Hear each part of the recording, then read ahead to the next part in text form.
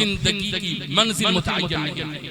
आप इमारत शरियत से जवाब ढूंढते हैं, all India Muslim personal law board से जवाब ढूंढते हैं, जमइयत उलमा हिंद से जवाब चाहिए आपको, और मुझ जैसे मौलवी से जवाब चाहिए। हम आपसे जवाब चाहते हैं। आप बस्ती के सबसे बड़े थे, आप बस्ती के सबसे होनहार जिम्मेदार थे। अल्लाह ताला ने सब कुछ दिया था, खानदानी शराफत भी थी, जमींदारी भी थी, 3 नस्लों के अंदर अल्लाह ताला ने आपको शऊर अता किया था। आपने लीड करके, आपने क़यादत का फरीज़ा अंजाम दे करके आपने अपने गांव की तकदीर नहीं बदली। माफ कीजिएगा, छोड़ दीजिए गांव के गरीबों को, कमजोरों को, बेवाओं को, यतीमों को, बेसहारों को, गए गुजरे लोगों को। आपसे आपके खानदान के कमजोरों को शिकायत, आपसे आपके सगे भाई को शिकायत, आपसे आपके खानदान के उन लोगों को शिकायत है जिनके यहाँ न तो आप जैसा शऊर है, न आप जैसे पैसे हैं, न आप जैसी दौलत है। क्या हालत बना रखी है बस्तियों की। बस्तियों की सूरत हाल ये है कि अगर चंद्रदीपा बस्ती के बारे में हम 5 रोज के लिए एक कमेटी गठन कर दें, तश्कील दे दें और उनसे रिपोर्ट मांगे, तो इस बस्ती के बारे में ये रिपोर्ट आएगी कि बस्ती का मालदार, बस्ती के पढ़े लिखे, बस्ती के बाशऊर अपने बारे में सोचते हैं, अपने खानदान के गरीबों के बारे में सोचते हैं। यतीमों के बारे में कौन सोचेगा, बेवाओं के बारे में कौन सोचेगा। जो गांव के अंदर तालीम में, माआश में, जिंदगी के मैदानों में, तरक्की की शाहराहों में जो पिछड़ गया, उसके बारे में गांव का कौन सोचेगा।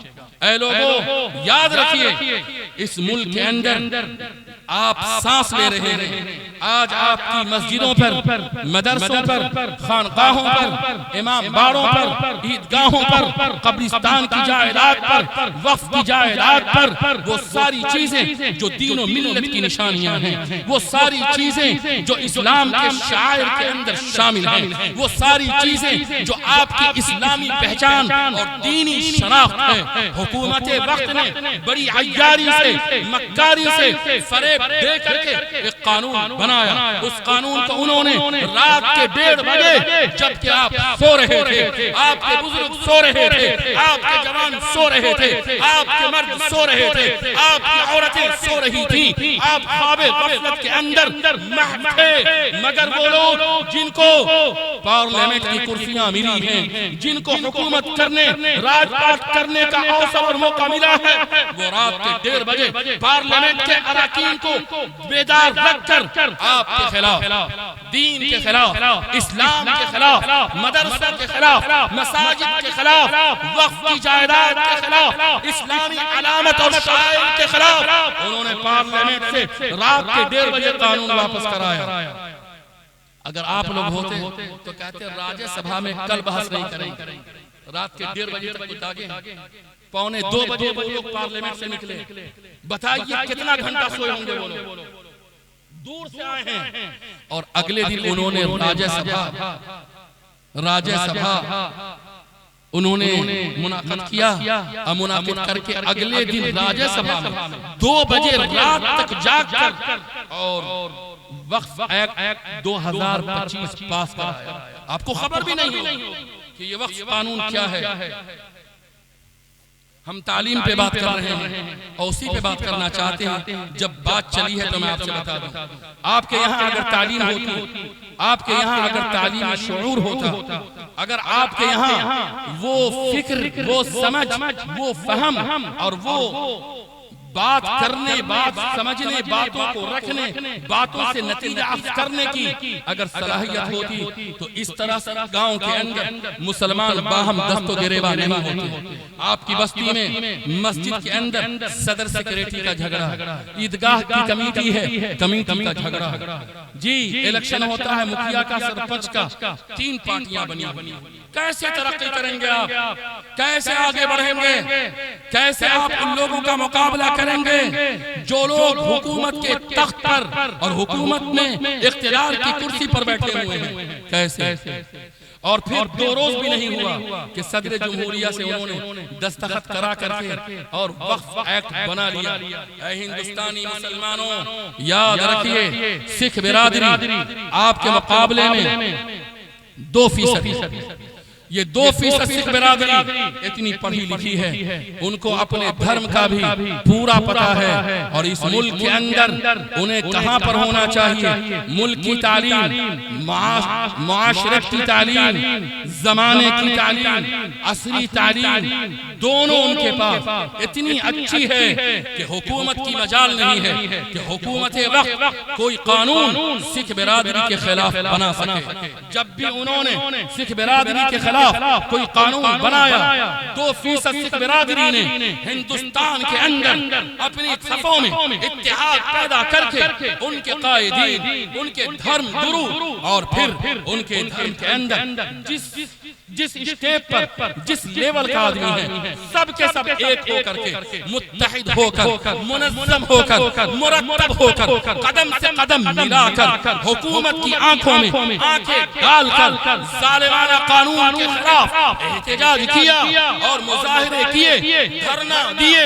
हुकूमत वक्त मजबूर हुई और कानून को वापस ली। आज उसका गुरु ग्रंथ, आज उसका गुरुद्वारा, आज उसकी तहजीब, आज उसका तमद्दुन और आज वो कौम इस मुल्क के अंदर महफूज है। मगर हिंदुस्तानी मुसलमानों, आप 20 करोड़ हैं, 25 करोड़ हैं, आज 20% हैं, मगर आपका दीन महफूज नहीं है, आपका मजहब महफूज नहीं है, इस्लाम महफूज नहीं है, शरीयत महफूज नहीं है, मुस्लिम परस्त अल्लाह महफूज नहीं है। रह कर शरीयत के खिलाफ, इस्लाम के खिलाफ, मुस्लिम परस्त अल्लाह के खिलाफ हुकूमत वक्त कानून बनाती है। और ऐ मुसलमानों, तुम्हारी सफों में इतनी दरारें हैं, इतनी शिकाक है, इतना निफाक है, इतनी दूरियां हैं कि मुसलमान अपनी सफों में इत्तेहाद पैदा करके हुकूमत वक्त को किसी कानून को वापस लेने पे मजबूर करने की पोजीशन में नहीं है।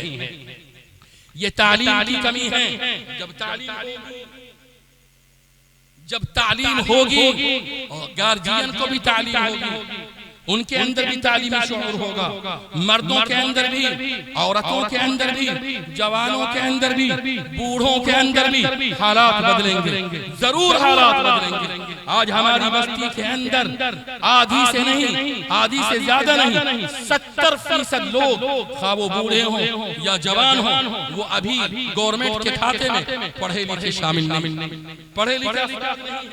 आपको ये मेहनत करनी होगी कि आपकी बस्ती के अंदर 100% तालीम कैसे आएगी। हर बच्चा, हर बच्ची और नौजवान मर्द, हर नौजवान औरत ग्रेजुएट हो और बाज़ाब्ता मास्टर डिग्री होल्डर हो।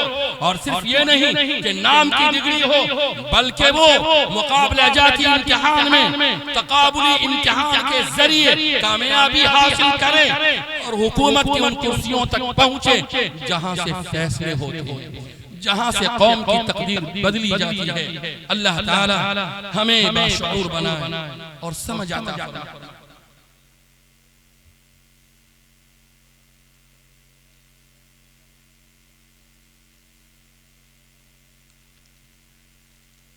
आप लोग अपनी बेटी को पढ़ाते हैं, नाम लिखवाते हैं, नाम हम जानते हैं। अच्छा, नाम क्यों लिखवाते हैं? ताकि बच्ची की शादी आसानी से हो जाए।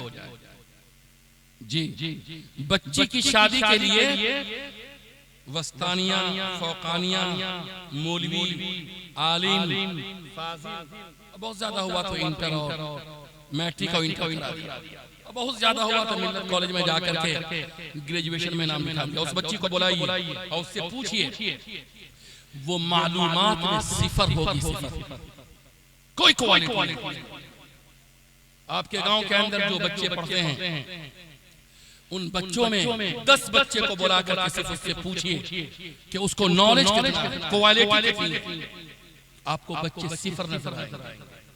मुझे आज डॉक्टर साजिद अली खान साहब सीतामढ़ी, उनका कई होटल चलता है, उन्होंने फोन किया कि एक यंग मैन दीजिए, यंग मैन जिसने कॉमर्स रखा हो, वो मेरे होटल का मैनेजर हो जाए।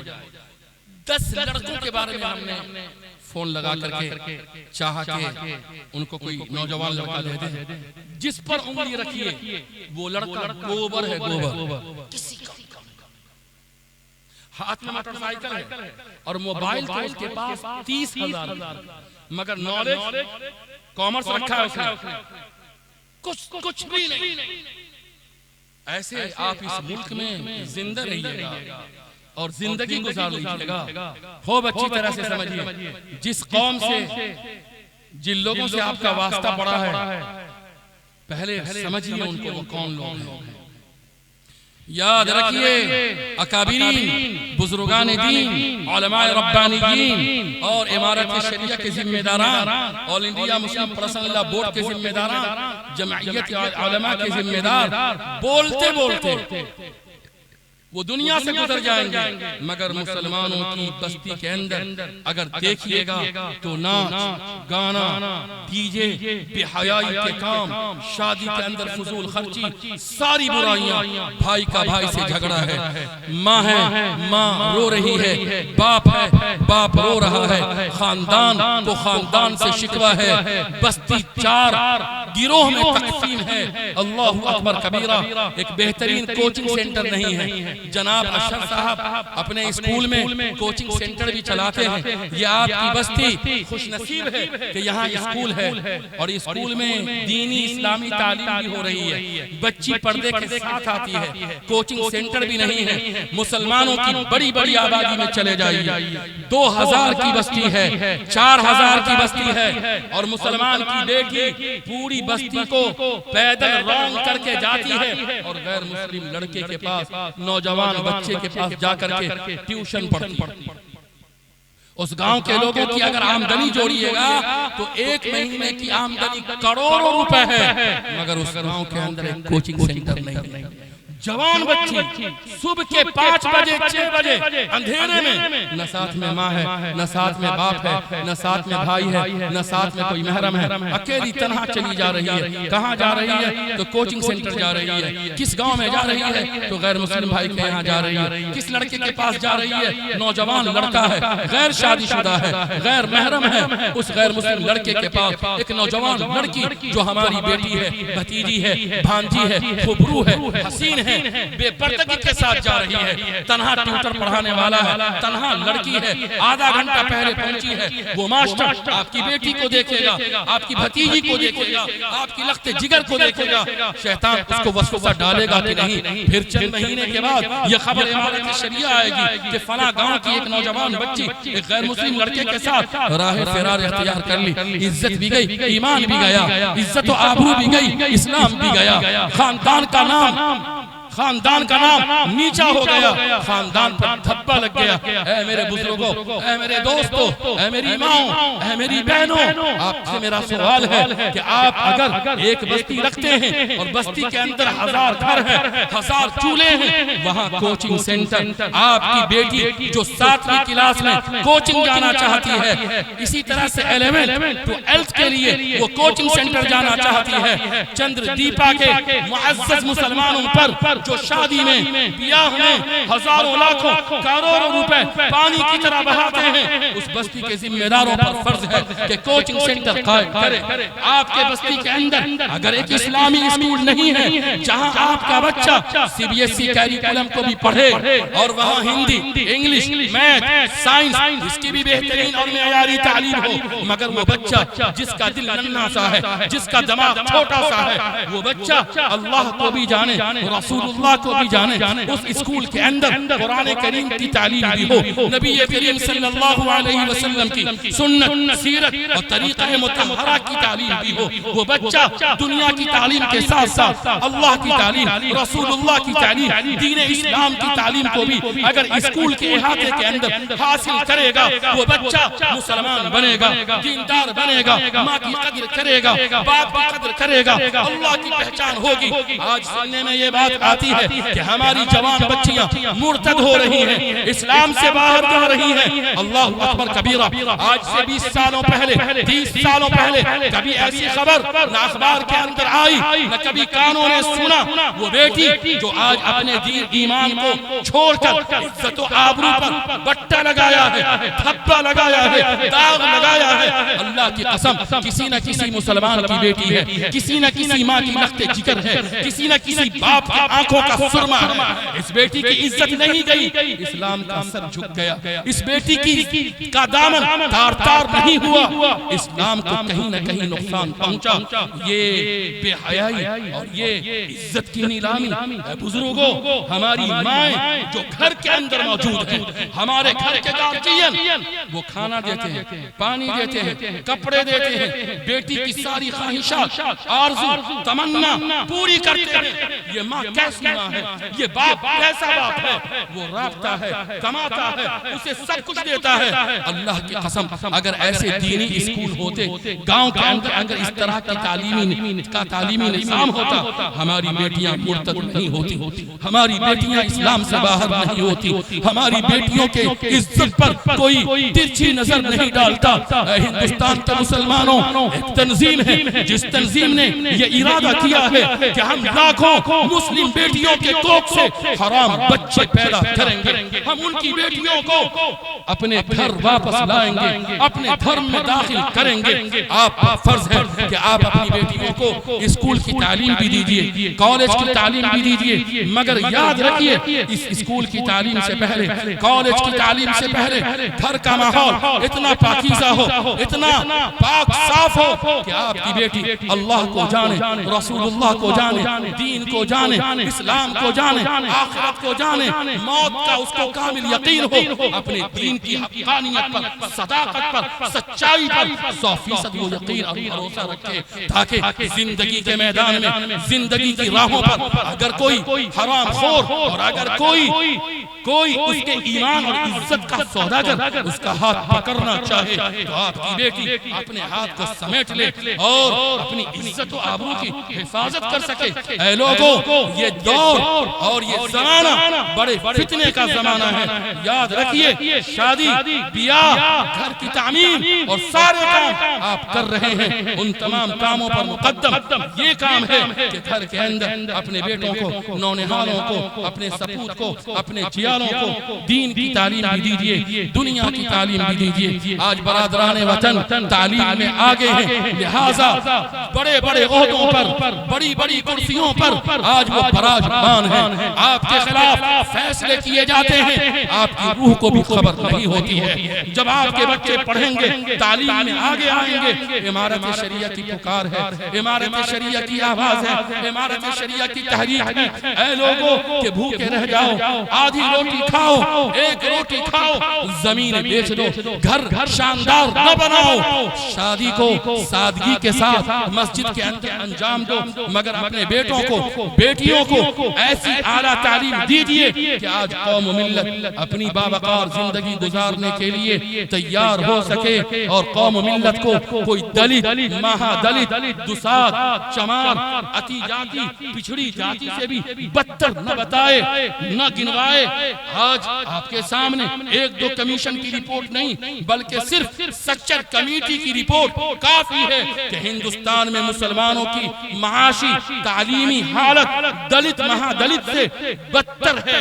अल्लाह अकबर कबीरा, इस पे तवज्जो दीजिए, इस पर काम कीजिए। ये करने का काम है इमारत शरिया, जो हिंदुस्तानी मुसलमानों का धड़कता हुआ दिल है, हिंदुस्तानी मुसलमानों की पेशानी का चमकता हुआ झूमर है। इसके लिए दुआ फरमाइए। इमारत शरिया जिसने हिंदुस्तानी मुसलमानों की तमाम मुसीबत की घड़ी में हिफाजत का फरीजा अंजाम दिया है, आज हुकूमत वक्त की नजर लग गई और आज इमारत शरिया ने हुकूमत के सरकारी इफ्तार पार्टी का बाइकआउट किया और 2 रोज के बाद इमारत शरिया के अहाते में 150 फोर्स के साथ चंद मुसलमान दाखिल हुए और इमारत शरिया के इत्तेहाद को, उसकी कुव्वत को, उसकी ताकत को पामाल करना चाहते हैं। हिंदुस्तानी मुसलमानों, याद रखो, all India Muslim personal law board तुम्हारी ताकत है, इमारत शरिया बिहार, उड़ीसा व झारखंड तुम्हारी कुव्वत है, जमइयत उलमाए हिंद तुम्हारी